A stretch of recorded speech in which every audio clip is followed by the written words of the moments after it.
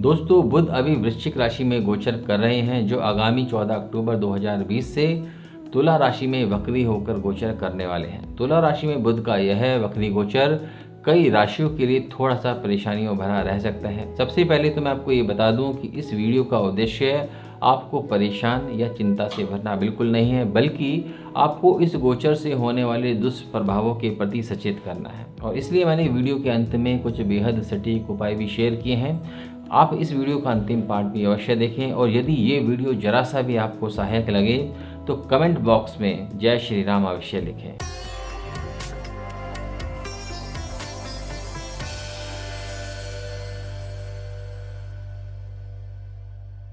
नमस्कार दोस्तों, मैं हिम्मत बरुआ आपका आपके अपने चैनल प्लैनेट्स एंड हाउसेज में अंतर्मन से बहुत बहुत स्वागत करता हूं। दोस्तों, सबसे पहले मैं आपको बुध ग्रह का ज्योतिषीय दृष्टिकोण से थोड़ा सा परिचय कराना चाहूँगा, ताकि आप इसके प्रभावों को और अच्छे से समझ सकें।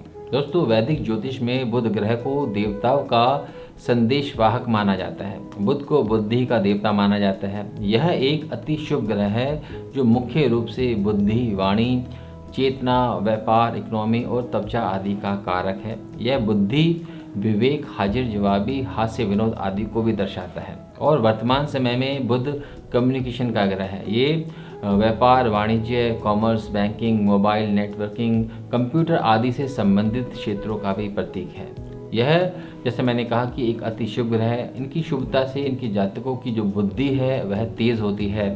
सोचने समझने की शक्ति भी प्रबल होती है। किंतु कुछ परिस्थितियों में बुध के प्रभाव में यदि कमी आ जाए तो वह अशुभ फल भी दे सकते हैं।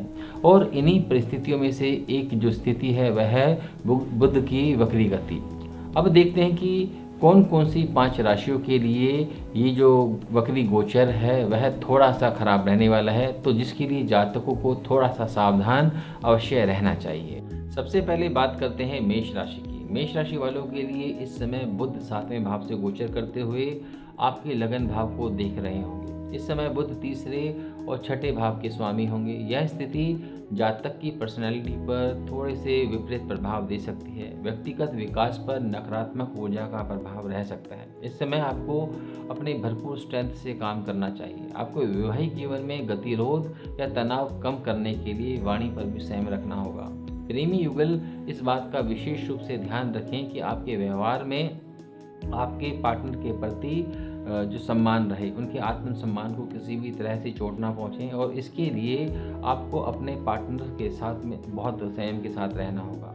इसके अलावा पार्टनरशिप में व्यवसाय करने वाले जातकों के लिए भी ये सलाह है कि वे पूरे तालमेल के साथ आगे बढ़ें। इस समय अपने सहकर्मियों के साथ भी आपको तालमेल बिठाकर चलना होगा, क्योंकि इस समय आपके शत्रु, आपके कॉम्पिटिटर्स आप पर हावी रह सकते हैं। अब बात करते हैं दूसरी राशि के बारे में। दोस्तों, सिंह राशि वालों के लिए बुध का गोचर 3रे भाव पर होगा और बुध की दृष्टि आपके भाग्य स्थान पर रहेगी। बुध ग्रह की सब राशि 2रे और 11वें भाव में रहेगी। 3रे भाव में बुध का वक्री गोचर शुभ परिणाम नहीं देता है, और इस स्थिति में आपको अधिक स्ट्रेंथ से काम करना होगा, क्योंकि यह गोचरीय स्थिति उत्साह को कमजोर और मनोवेग को कम करने का प्रयास करती है। भाइयों के साथ ये मनमुटाव या अनावश्यक विवाद भी दे सकती है। वक्री बुध की दृष्टि भाग्य स्थान पर पड़ने के कारण आपको आपका भाग्य थोड़ा सा कमजोर प्रतीत हो सकता है, तो इसलिए भाग्य भरोसे रहकर कोई भी कार्य ना करें। अपने कर्मों पर और अपने प्रयासों पर अधिक अपना ध्यान केंद्रित करें। ये गोचर धर्म कर्म में भी आपको अरुचि दे सकता है। अपने अनावश्यक खर्चों में आप कटौती अवश्य करें, और यही आपके लिए हितकर और अच्छा रहेगा। अब बात करते हैं तीसरी राशि के बारे में। तुला राशि वालों के लिए बुध लगन भाव से गोचर करेंगे और 7वें भाव को देख रहे होंगे। बुध की सब राशि भाग्य स्थान और 12वें भाव में रहेगी। लगन भाव पर बुध का वक्री गोचर दोस्तों अशुभ संकेत देता है, और इस गोचर के चलते आपको अपने व्यक्तित्व और अपनी सामाजिक प्रतिष्ठा के लिए अधिक प्रयास करने होंगे। आपको वैवाहिक जीवन में उतार चढ़ाव भी महसूस हो सकते हैं, तो इसलिए आपको अपनी वाणी पर भी पूरा संयम रखना होगा। आपको भाग्य के बजाय अपनी मेहनत पर भी अधिक फोकस करना होगा, और यह स्थिति पार्टनरशिप में चल रहे व्यवसाय में गतिरोध लाने का प्रयास करती है।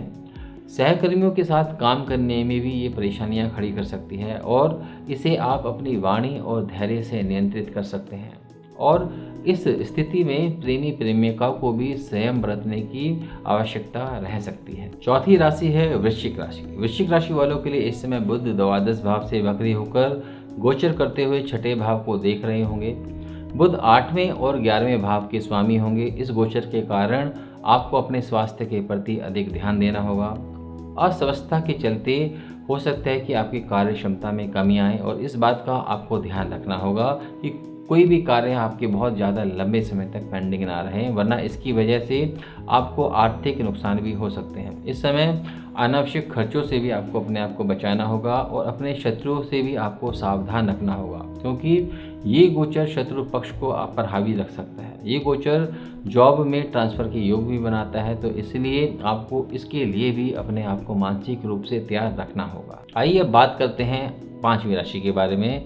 दोस्तों, कुंभ राशि वालों के लिए इस समय बुध आपके भाग्य स्थान से वक्री गति करेंगे और इनकी दृष्टि आपके पराक्रम भाव पर होगी।